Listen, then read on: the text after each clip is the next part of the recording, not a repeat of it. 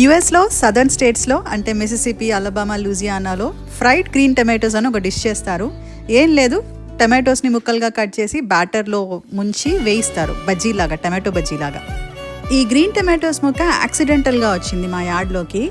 అయితే ఈ టమాటోస్ ఎర్రగా అవ్వవు, గ్రీన్గానే ఉంటాయి, పుల్లగా ఉంటాయి, ఒక రకమైన తీపి ఉంటుంది వీటికి.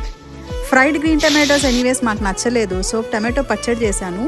చాలా చాలా బాగుంటుంది. మీకు కుదిరితే మీరు కూడా ట్రై చేయండి. రెసిపీ సేమ్ మన రెడ్ టమాటోస్తో చేసినట్టే.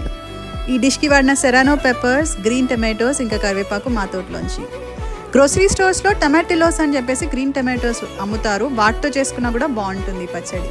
ఈ పచ్చడికి ఈ టమాటోస్ వల్ల ఒక రకమైన తీపి ఉంటుంది. చింతపండు వేస్తాము, వాటికి సహజంగా పులుపు ఉంటుంది కాబట్టి పులుపు ఉంటుంది. మిరపకాయలు వేస్తాం కాబట్టి కారంగా ఉంటుంది. మొత్తానికి బాగుంటుంది పచ్చడి. మీరు ఎప్పుడైనా ట్రై చేశారా? కమెంట్స్లో చెప్పండి.